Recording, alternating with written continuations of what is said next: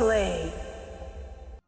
Estrada već danima bruji o novoj vezi Marka Gačića i njegove izabranice, čiji je identitet do skoro uspešno sakrivao od javnosti. Kako prenosi Kurir, atraktivna crnka poreklom je sa naših prostora, ali već duže vreme živi i radi u Beču i navodno je u drugom stanju.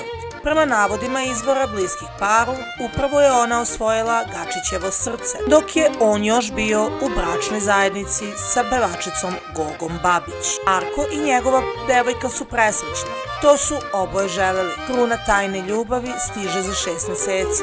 Buduća mama se osjeća odlično, a on joj ispunjava sve trudničke želje. Mali broj ljudi zna ovu informaciju, ali sada će svi da se raduju, tvrdi izvor pomenutog medija. Podsjetimo, Marko i Goga zvanično su stavili tačku na svoj brak i potpisali papire za razvod. Nakon što je saznala za suprugovu prevaru, ostala je da živi u porodičnoj kući sa decom, dok je on iznajmio stan u kom živi sa novom devojkom. Je to kod mojih roditelja, to je dvorište veliko u kojoj svako ima svoju kuću, tako da mi smo tu živjeli zajedno i ona se tu trenutno nalazi sa klincima dok se ne reši to neko stambeno pitanje, ona je potrazi za nekretninom, tako da tamo će biti dok...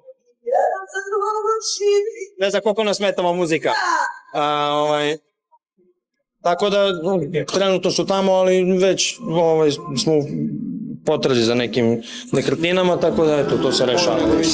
Svaki muškarac bi trebalo da uradi sve da zbrine najpre decu i suprugu, ako već je došlo do toga. Jer sad zavisi kako ko gleda, ali u svakom slučaju da sam tako planirala, ja bih odavno se posvetila više karijeri nego porodici, jednostavno. Ja sam 10 godina bila u porodici, posvećena mama i supruga, tako da to sam već pričala par puta, pa da se ne ponavljam, tako da mislim da ne, ali evo, život ide dalje, tako da tu su moja dečica Zlatna koja treba da napravi put, naravno, i moja karijera koju sam se postavila, što je. Pevačica se nedavno oglasila i kratko prokomentarisala situaciju nakon ročišta. Da, tačno je, danas smo potpisali papire za razvod braka. Sa decom sam u kući, imam obaveze i trenutno sam u gužbi. Čućemo se drugi put. Čeka se sudska odluka, rekla je tada Goga novinarima Blica.